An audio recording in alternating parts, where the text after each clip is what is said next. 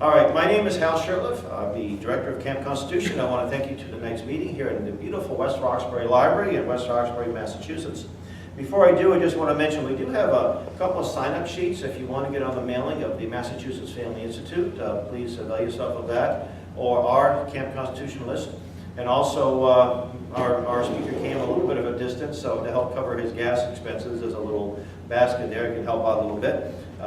I want to mention a little bit about our program. We are a charitable trust.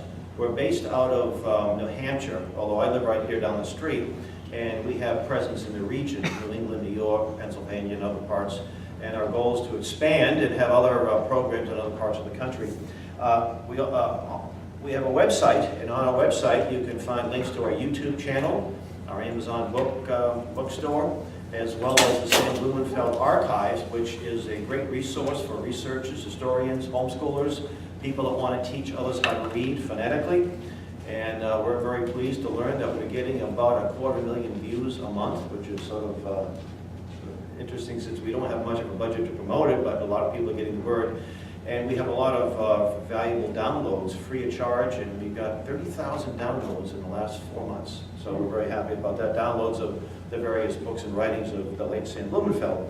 And we always ask people when they come to one of our events, we always make a free copy of the U.S. Constitution available, so on your way out, please take one. And as you see the sign here, we have a week-long family camp. It starts up in just a few days here, and Mike's going to be one of the presenters. And you're welcome, but it's not too late to sign up. So with that, I want to introduce our speaker. It's Mr. Mike King. He's with the Massachusetts Family Institute. And his main focus for the last year or so is this issue with the marijuana laws in Massachusetts. So without further ado, we'd just like to bring Mike up and thank him for coming at long distance. Mike? Thank you, Hal. Thanks for having me. So, as Hal said, I'm from Massachusetts Family Institute. I just want to ask if anybody's heard of Massachusetts Family Institute, besides Hal and his son. We're a local affiliate to focus on the family. You're going to focus on the family? Okay. All right. So tonight we're talking about recreational marijuana, and just to kind of get a feel of where you guys are at with it. How many of you, raise your hand, voted on question 4 in November? Did you vote, ma'am, on question 4 in November? On the marijuana issue? Yeah. Are you wanting to know who voted yes or no? Or just if you voted, did you? Yes, I did. Okay. Yeah, okay. Yeah. Sir, did you vote on question 4? No. Okay. All right. So, and I think from previous conversations, we have 1 vote for yes and 1 vote for no, right? Okay. So, Right. And then, sir, you don't have to tell me where you're at on it, but do you know where you lie on the on question 4? If you want to answer that question. I support it. You support it? Okay. All right, good. So, No, I did not support it. No. okay, so we have 1 no and 2 yeses. All right. So that's great, and I think I want tonight to be, I don't want to talk the whole time. Leave it up for, obviously you're licensed and have some dealings in with the medical marijuana as a caretaker, and if we want to share too, what our experience has been. I want to learn from you, and I hope you can learn something from this presentation as well. Okay. So this is about a 20 to 25 minute presentation on recreational marijuana, and we see the marijuana issue in 3 different parts, right? We see it as we talked about earlier today. You can have an ounce right on you and not be taken to jail, okay, but just be fined, okay. Medical marijuana, that was already law, right? And then medical marijuana was already law, right? And then we have recreational marijuana, okay, which just went into law. So those 3 parts. And I think a lot of people that voted, and you could agree or disagree with me, but I think a lot of people that voted, hello sir, how are you? Hello. Nice to have you this evening. So How long is your session? 25 minutes. Okay. Yeah, and hopefully we'll have some Q&A as well. We just divulged how we voted in November. If you'd like to, you don't have to, but if you want to. Well, I know a little bit about it. Okay, and if you want to divulge how you voted in November on question 4. I'd rather not. Okay, that's fine. All right, so tonight I just want to talk about some of the concerns that we feel at MFI with recreational marijuana, and then again, I'd like to get your feedback. Okay. So we'll just go right through this. And if you have any questions along the way, just let me know. But this is something that we're concerned about in terms of the edibles, okay? So the new law that was, a lot of work was on it actually this week, okay?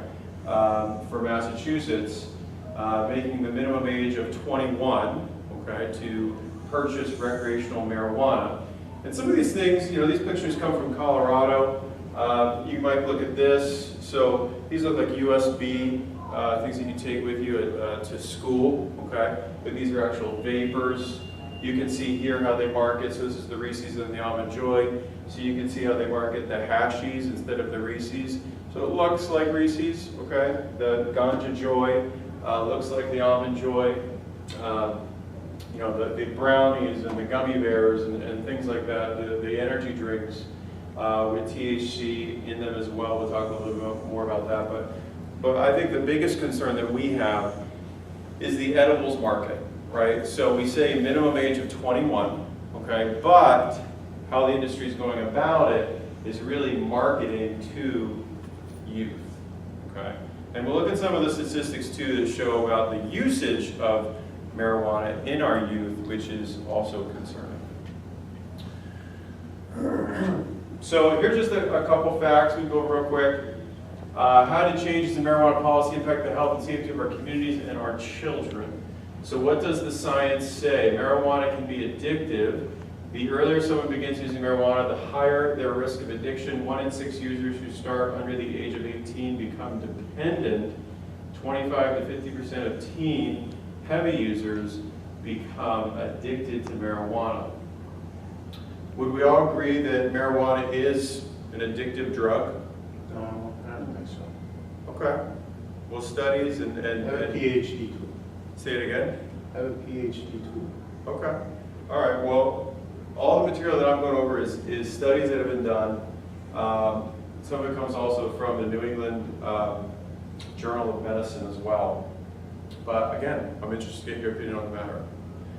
Marijuana, number 2. Marijuana today is not the marijuana of the 70s. Highly concentrated marijuana products available today range from 5 to 85% THC, the psychoactive part of marijuana. High potency marijuana, often in the form of candies, cookies, sodas, and hashish concentrates, are more likely to be associated with addiction and the negative health consequences in young people seen in recent years. So again, talking about higher levels of THC in the marijuana. So the 70s THC is not as potent as today's THC levels in our marijuana. I've heard stories that you can have like a bite of a brownie that has high THC levels in it, and these can get completely stoned. Okay. Marijuana use has long-term negative consequences for kids. According to studies by the National Academy of Sciences and other organizations, marijuana use by adolescents can impair brain development, reduce academic success, impact long-term career growth, and even lower IQ. Marijuana is associated with long-term health risks, including increased susceptibility to mental health issues and heart attacks. So again, a concern, especially with our youth. I agree with you on that. If you look at the development of the human brain, do you know studies show when the human brain is fully developed at age? Do you guys know what age it is? Everyone take a guess. 13. Higher. 25. 16? 25. Wait, 25. what was the question? When is the brain fully developed? Studies show when the brain is fully developed at age 25. So our minimum age that we're looking at in the current law is what? We said 21, right? So the brain, and then we'll see studies also and statistics that show a lot of usage, as we already talked about, in our youth, especially age 12 to 17. But when the brain is not fully developed until age 25, and we're introducing a drug that has a direct effect, many times negative on the human brain, I think there's reason to be concerned. Anything there about reproductive effects, in other words, damage to fetus or your children? I'm not going to be talking so much about that tonight, so I don't want to necessarily comment on that, but it would definitely be worth looking into. May I ask you what your definition of addiction is? Well, I mean, I think that there's different levels of addiction. So, I mean, I don't know if we're concerned about addiction, but we're also concerned about the effects that it's having on the human brain, on the human body.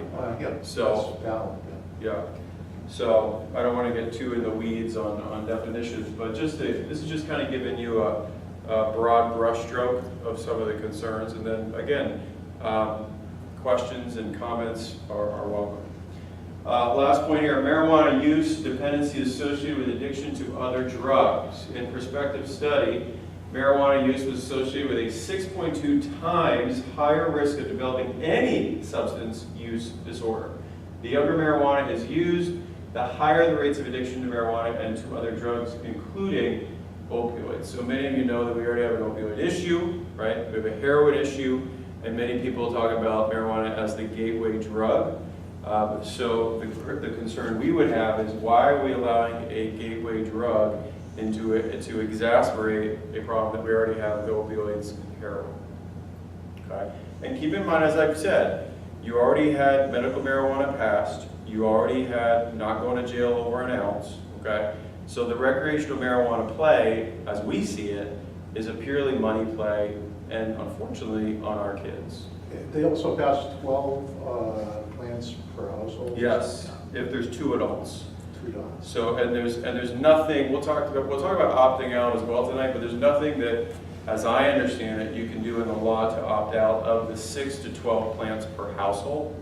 So if there's 2 adults, there's certain requirements there, like you can't grow them in front of windows and these different things.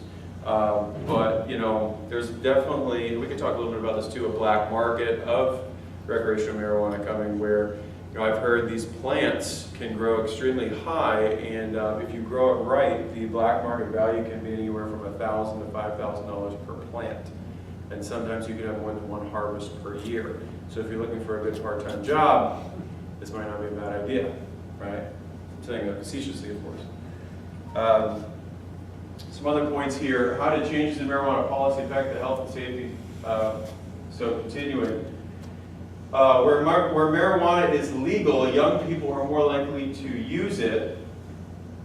So since becoming the first state to legalize, Colorado has also become the #1 state in the nation for teen marijuana use. Teen use jumped 20% in Colorado in 2 years since legalization, even as that rate has declined nationally.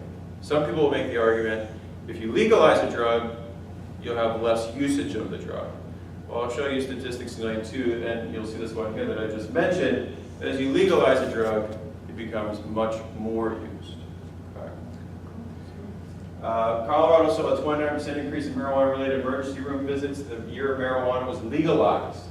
High-potency edible products have also been associated with negative consequences for adults who may fail to pay attention to serving sizes, leading to overexposure to marijuana. So again, the cost, we just looked at how the law is being written. I think it started at 12% as a state and local tax, and it's gone up to 28% with this new law. And still, if you look at Colorado, the amount of money you're taking in on your taxes is not covering the expenses that we're seeing in society. And we can look at Colorado as a great example. Are you going to go over federal oversight? Not tonight. So Colorado has seen an increase in traffic deaths caused by operators testing positive for marijuana. In 2014, when retail marijuana stores began operating, there was a 32% increase in traffic deaths caused by operators who tested positive for the presence of marijuana. 25 to 40% of OUIs in Colorado involve marijuana alone. Sometimes, you know, you don't even know necessarily that you have marijuana in your system. It can actually stay in your system, I've heard, for up to 30 days, okay? Now again, obviously after 30 days of taking, it's not going to be as potent in your body, but clearly there are concerns about the usage when it comes to the safety on our roads. Increase in accidental marijuana use by young children. According to data from the National Poison Data System, accidental exposure to marijuana among children under 6 years old has been on the rise. Marijuana-infused products such as gummy bears, candy bars, and cannabis cola are often indistinguishable from traditional products and attractive to children, placing them at significant risk and accidental use. Summary of concerns about marijuana policy.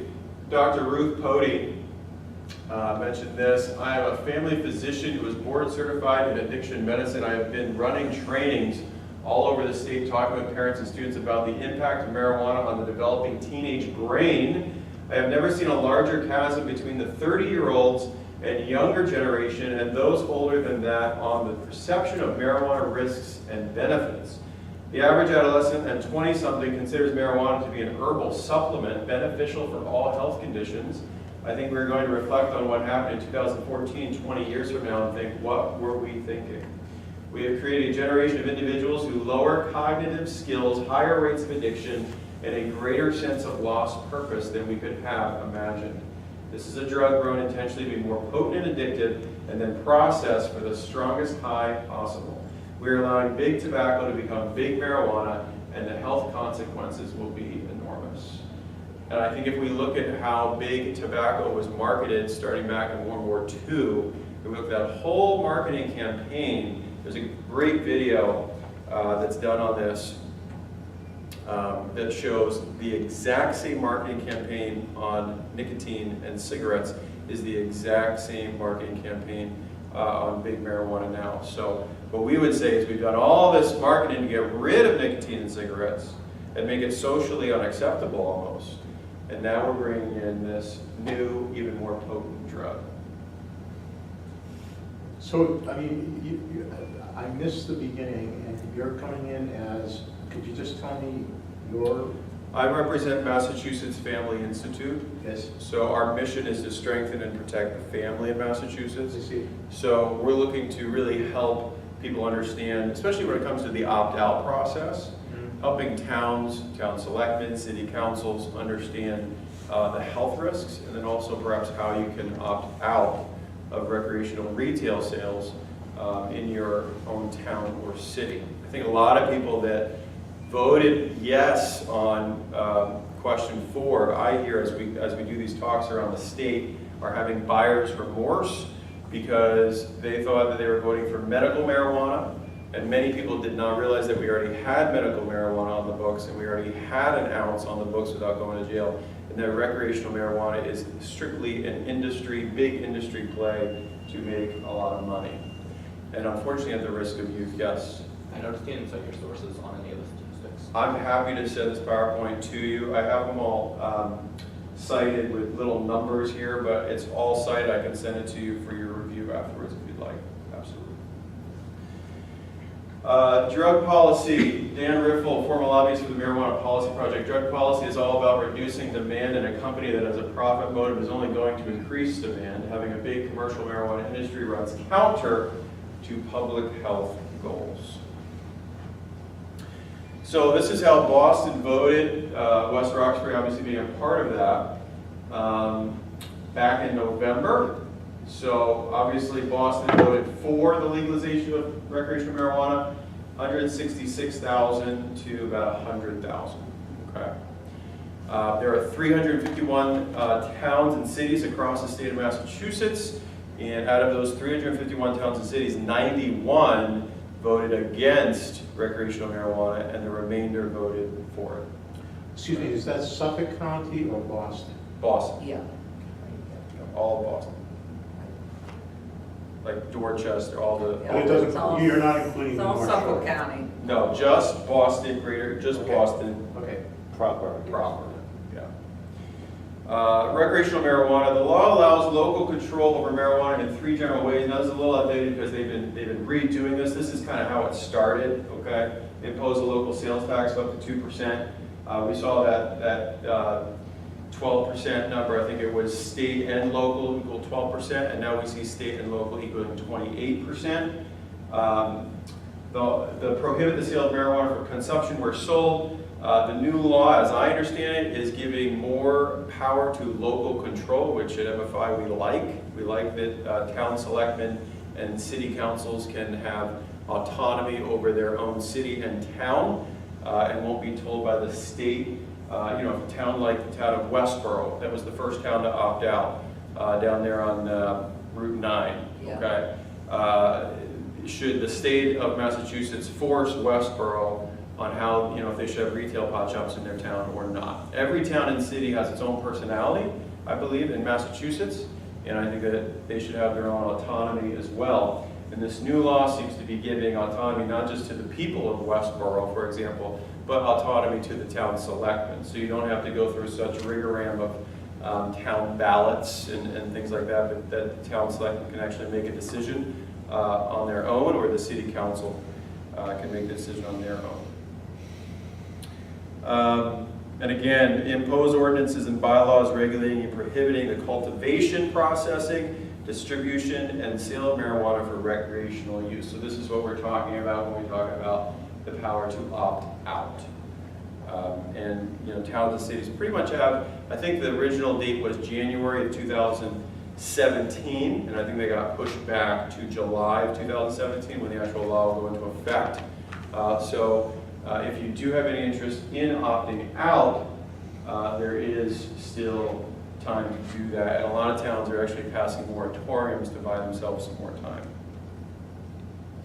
This is how things went down in Westboro. The original vote in Westboro back in November was about 46% to 54%, okay, 54% against, and 46 for. And then you can see when there was a local vote of the voters, and this is obviously before this new law that's being worked on, 80% of the citizens in Westboro voted against, and at the town meeting when they passed a general bylaw and zoning bylaw, you had 88% and 87%, okay? So this gets back to a little bit of buyer's remorse, where you're seeing there's actually 146, as I understand it, towns and cities that have done some kind of restriction already, whether it's moratorium or whether it's passing bylaws or whether it's taking a vote of the voters. And we can see time and time again that when a local vote is taken and people have time to really digest what recreational marijuana is all about, knowing that we already had medical, knowing that we already had up to an ounce you could have, you're seeing more and more people come out against it. In Colorado, this is back January 2016, you have more pot shops, both retail marijuana and medical marijuana, than Starbucks and McDonald's combined. So it's not just one or two pot shops that are going to pop up in West Roxbury or in Boston proper. That this is an industry that wants to take control of a huge market.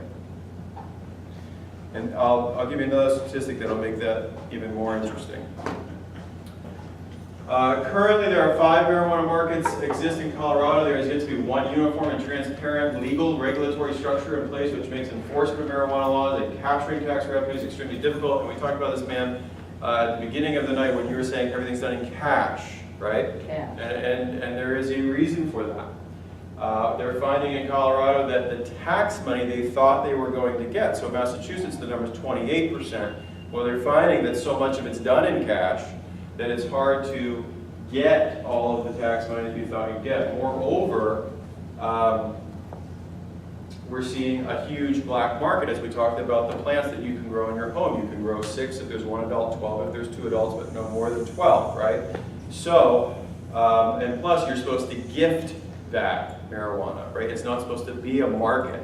Well, we all know that people are going to take advantage of that, and Massachusetts is going to become a hub, not just for Massachusetts, but also for Connecticut, for New Hampshire, and other states in New England. Are there any regulations about barter?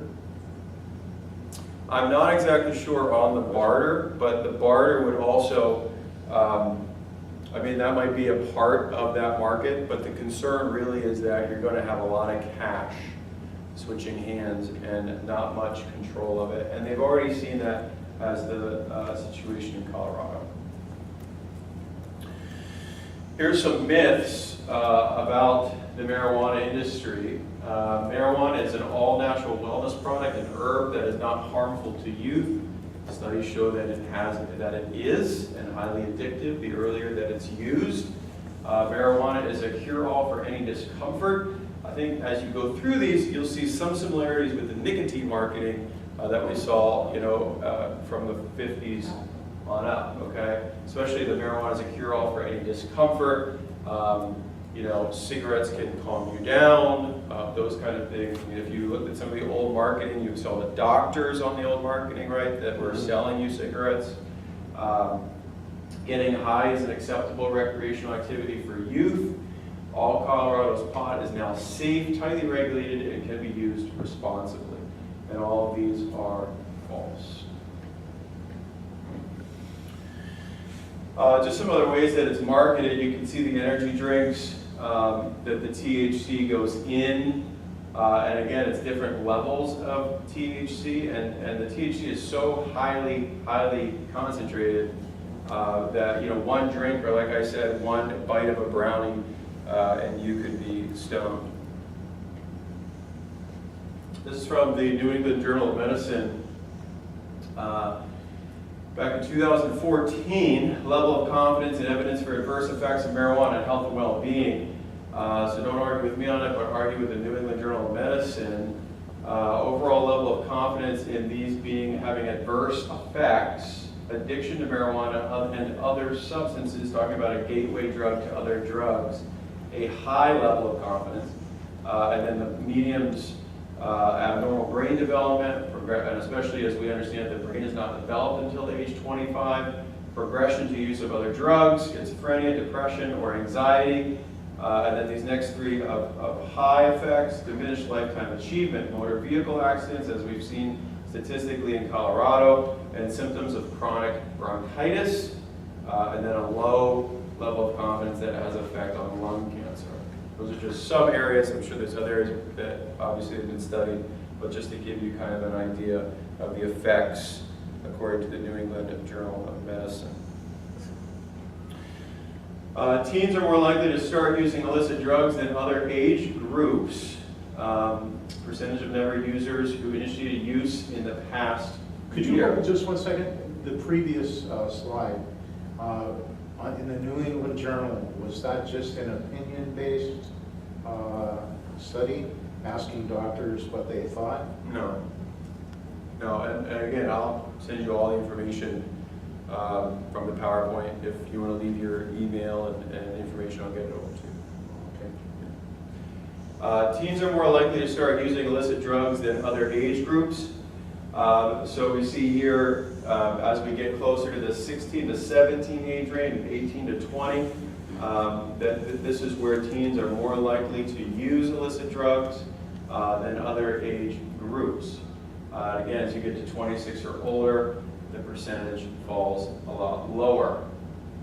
Even though there's a lot of usage, obviously above 26, clearly there is a concern amongst our youth.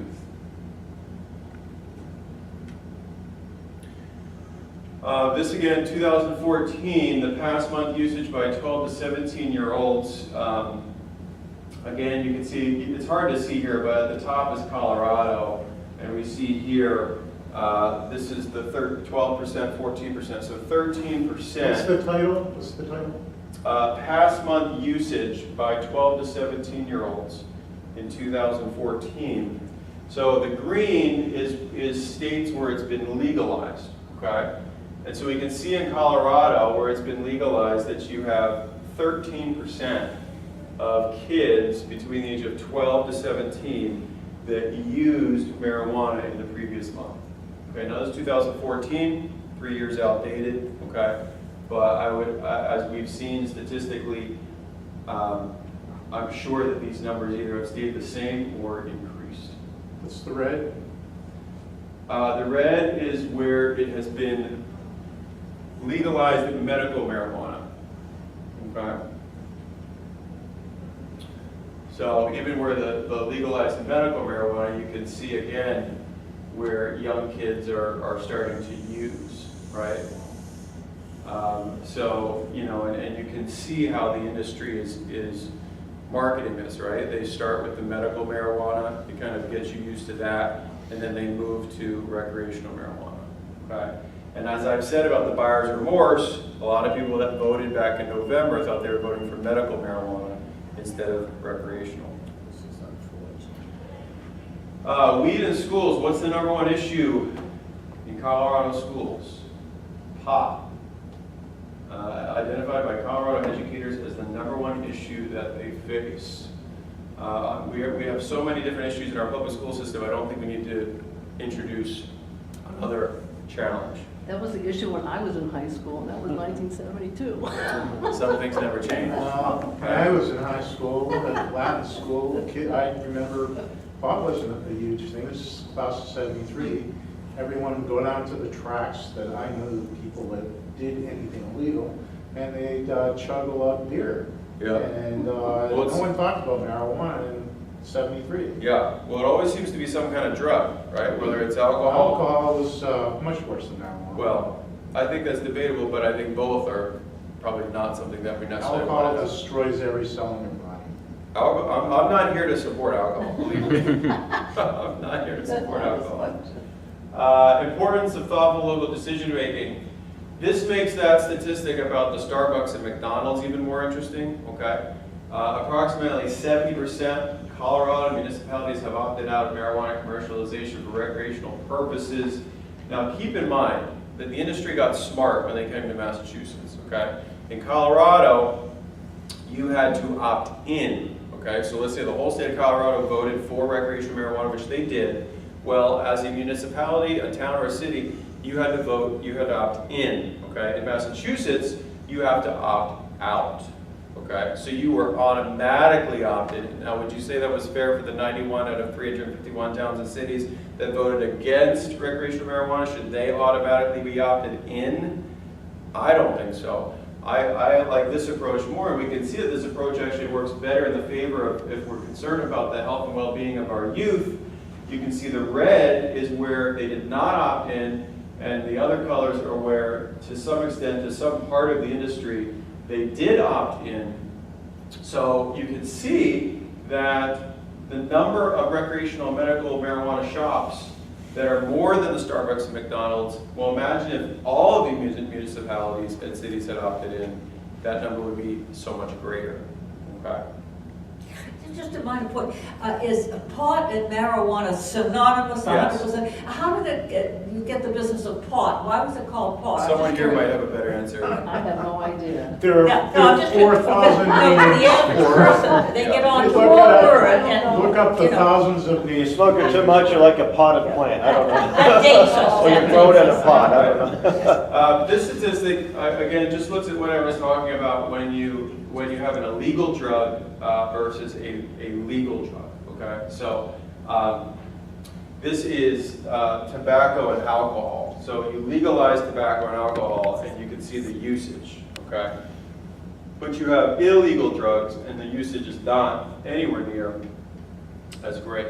So we have marijuana here, okay? So we can see even as a federally illegal drug, still used quite a bit. And then drugs like cocaine and heroin and other drugs, obviously not used as much. I was just making the point that alcohol and tobacco kill hundreds of thousands of more people per year than it does marijuana. But again, I guess I would say you're absolutely right in the sense that they kill a lot of people, but why do we need to introduce another drug and legalize it to make that problem I even agree worse? with you regarding people below a certain age. Absolutely.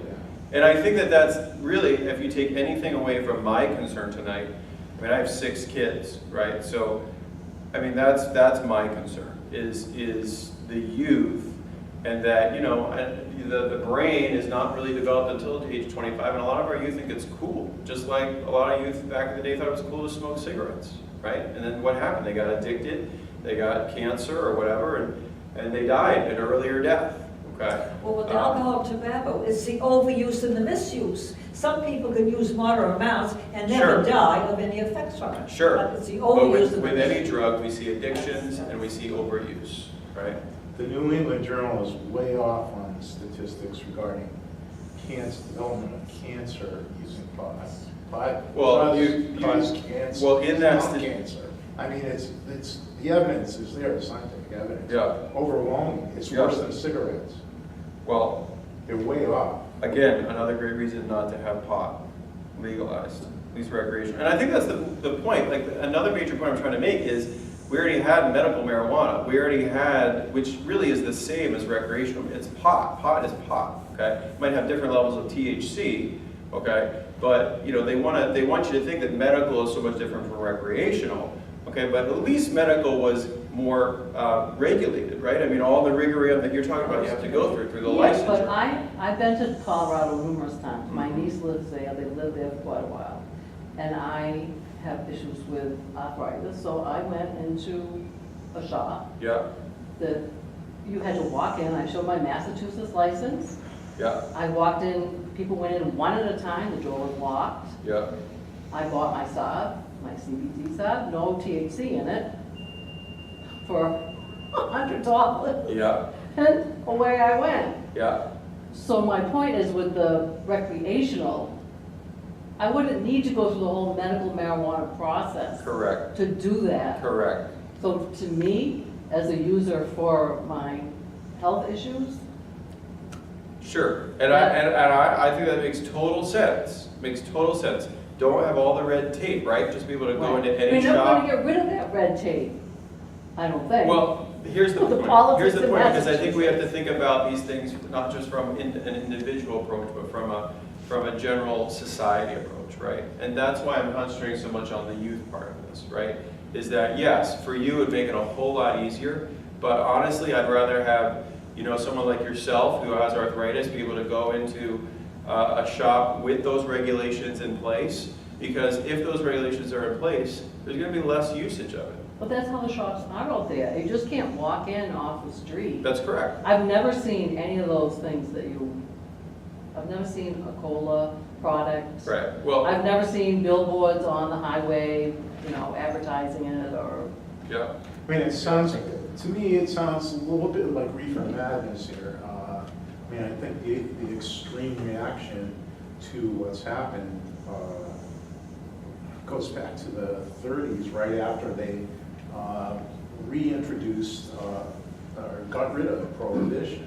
They had to find another thing to beat them and to keep their system going, and that kind of fell to the side. Now that it's been legalized to a certain degree in Massachusetts, I think we don't want to go overboard with it. I agree with you. Yeah. It does have certain effects on development, and it does have certain effects on depression and various other issues. Yeah. But for adults, I think a lot of people I've talked to say that it saved their lives. It saved well, and their again, it gets back to my point, is that you already had medical marijuana, and as an adult, you're probably going to be more responsible than you are under the age of 21 or under the age of 25, and go, you know, you might have a little more money to spend, get the card that you need, go through the process, and not open this up to, I mean, The problem is, you're reefer right, the madness. kids are going to get the stuff. They are, but they're gonna get way more of it on a recreational basis as opposed to a medical basis. But you're absolutely right. I mean, if you looked at the statistics of the states that have already allowed medical marijuana, the usage of 12 to 17-year-olds is actually much higher when you already have it introduced. So if you're asking me personally, I think there's other drugs that you can get in a drug store that will help you with your arthritis and things like that. I think there are benefits to marijuana as well that obviously you're experiencing, ma'am, which I think is great for you. But I think that once you open this up as recreational to society, then you're dealing with a whole nother can of worms. Do you think that they should add an M to ATF? They may need to. They may need to. Or maybe a P. Mike, As what a about translation- what about recreational painkillers? I mean, a Yeah. doctor writes prescriptions for a patient, and if it's to gets him addicted, he's getting in trouble. Yeah. So, well, that's why Yeah, a lot of and then- physicians are cutting off all their patients. So what is the recourse? That people are gonna start dying from an NSAID overdose. Well, The and kidneys are again, gonna fail. well, and again, you're talking about medical Absolutely. marijuana, right? I am talking about recreational marijuana. So when we're talking about medication, okay, that's a whole nother realm, right? I mean, if we just kept medical marijuana in place in Massachusetts, right? I mean, why is there, you have to ask yourself the question, right?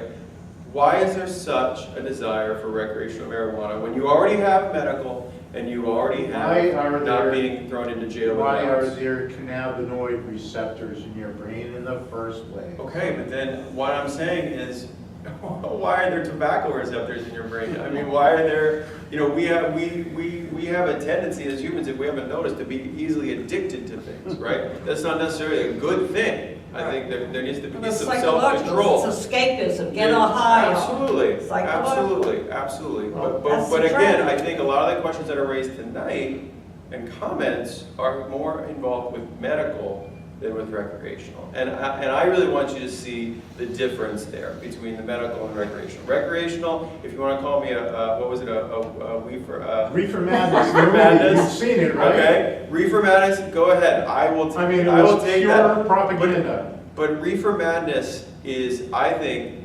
justifiable if we want to say that, because recreational marijuana is just a whole nother ballgame from medical marijuana.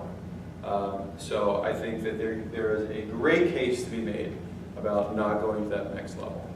And in Massachusetts, obviously, we can't change that, but in your town or your city, you can still opt out.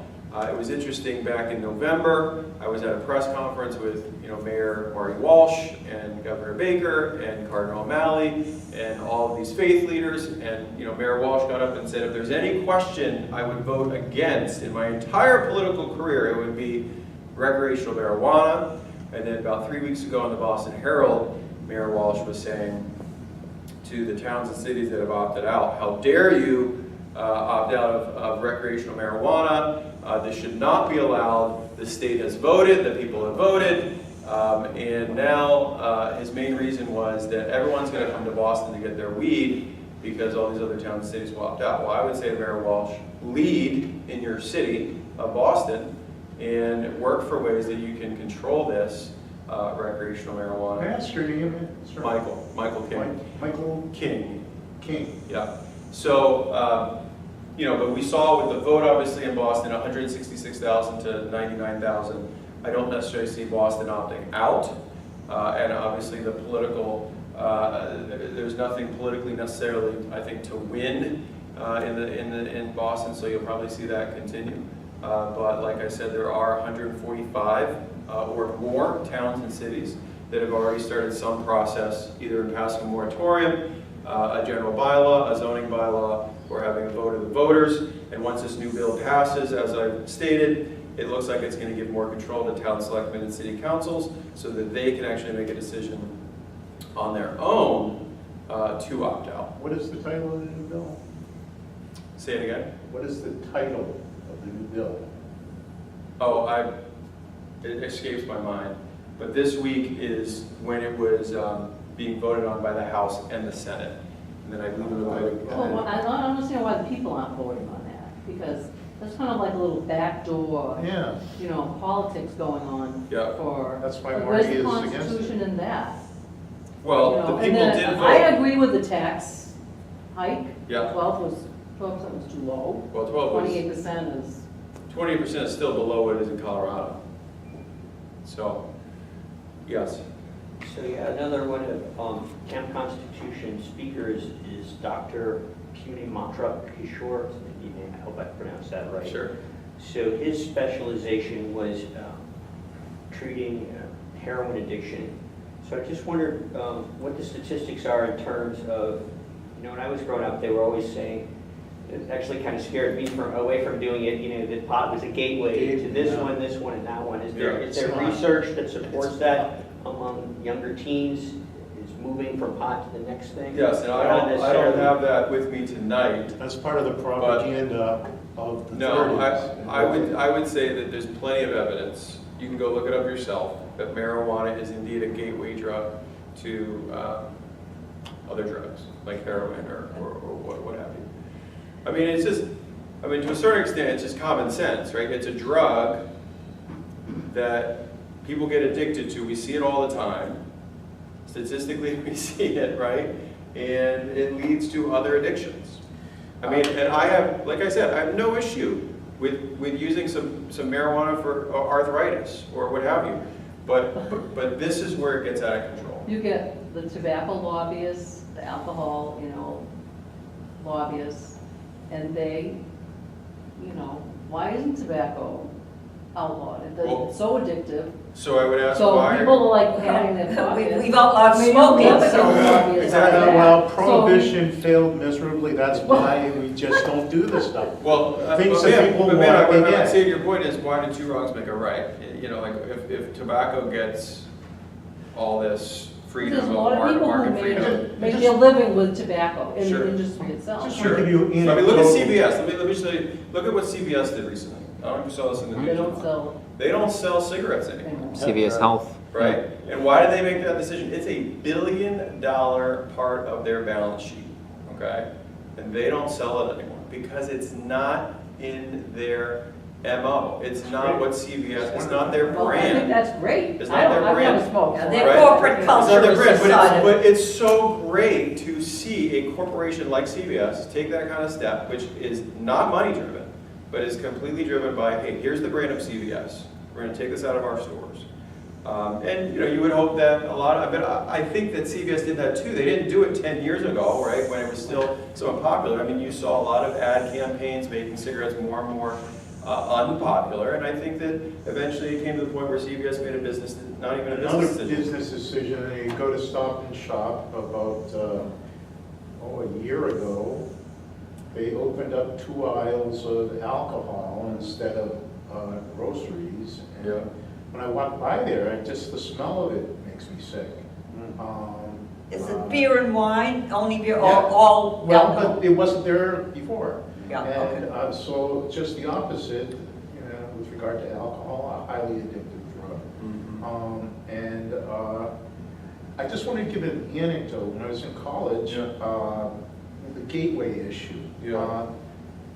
I won't tell you the name of the college. It's West Coast College, small, liberal arts. And every drug imaginable was available, except for heroin,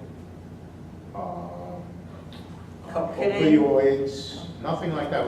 But you could get access to, if you wanted, LSD, pot, psilocybin, generally hallucinogens. But in my experience, gateway issue is kind of another propaganda thing. And it really, from my experience and my knowledge, I need to see the evidence. I think it's all opinion. Yeah. So I just wanted to throw that into the mix. Yeah, well, you know what, I mean, don't take my word for it. Go research it yourself. In a city, an open city, maybe that might be the case, as opposed to a closed system like a college.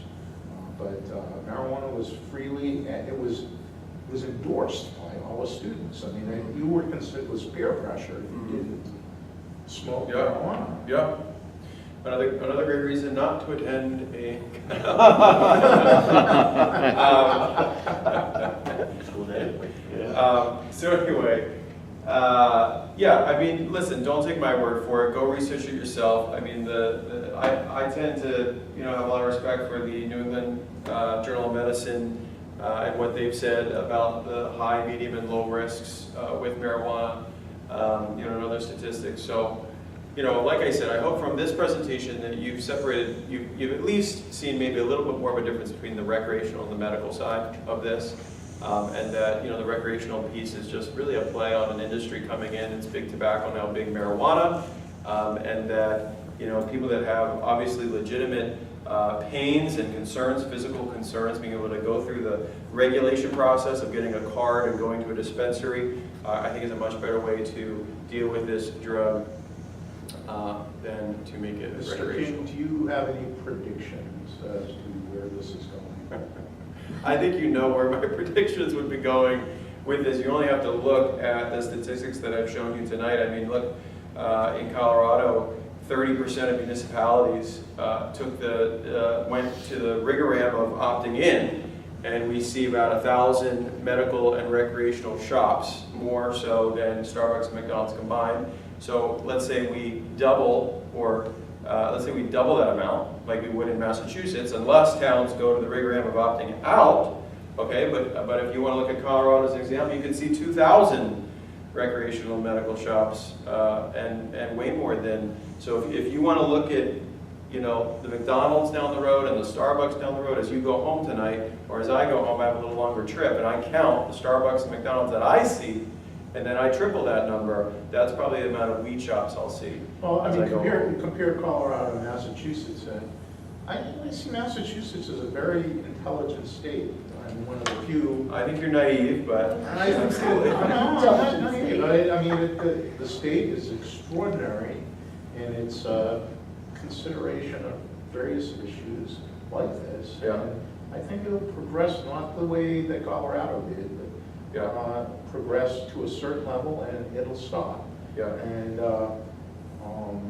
but, my God, I mean, you just look at the statistics, you compare the various drugs themselves, and marijuana pales in insignificance to the damage that Well, other things yeah. like alcohol, tobacco, heroin. I mean, look, if alcohol and tobacco kill 10 people and marijuana kills 3 people, they still kill people. Marijuana doesn't kill people. Well, It really doesn't. I'm gonna do some research about the tax base though. Yes. I'm very interested in. Yes.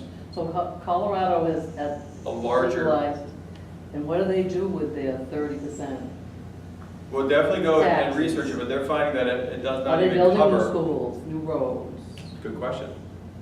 I would encourage you to go research that. Because we should use some new roads. So when you say I'm naive, you're saying, you're predicting. I'm meaning that in the it's nicest going way. to much further. I don't want to know, I don't Okay. take offense. But you're saying I'm naive about Massachusetts. So you are predicting that it's going to go the way of Colorado? Absolutely. Okay. I think even more so because the industry has totally put the blinders on, I think, the voters, and caused a lot of people to have the buyer's remorse because a lot of people thought they were voting for medical, and the way that they just marketed the whole thing, and plus everyone's been automatically opted in, I think it's obvious that it's going to be more, there's going to be much more of it in Massachusetts than in Colorado. May you live in interesting times. We do. We live in the most interesting times ever, I believe. I went to the New England Scary. Cannabis Convention in March at the Heinz Auditorium, Yeah. and I can tell you it was very interesting, Huh. Well, listen, very interesting. if So you've next left, year, you should just go out of curiosity. I'm sure it'll be there, I think that was their 3rd year. I had never even heard of it. tell me again what it was called? The New England Cannabis Convention Okay, at the Heinz Auditorium. There okay, were people from Washington State, it's legal in Rhode Island and Maine, yeah. Colorado. Do they have an annual meeting? They have an annual, well, it's like a huge Convention. expo. So I would assume it's an annual thing. They do it, yeah, this was the 3rd one. I've never heard of it before. Huh. I just went out of curiosity. New England Cannabis Cannabis Convention. Convention. It was all weekend, Friday, Saturday, Sunday. Well, if you don't mind before you leave, there's 2 clipboards here, and if you want to leave your information, and I can get in touch with you as well, and if you find information that, you know, on the tax Call base my niece issue, tonight. yeah, absolutely, let us know. We're always willing to, you know, have a conversation about it, but at least I wanted to give you an opinion that maybe you won't hear from the big industry. So something to chew on. Oh, someone's got their hand in their pocket already. That's right. Well, thank you so much Thank you. for, Thank you yeah, thanks very for coming, much. Yeah, thank listening. you.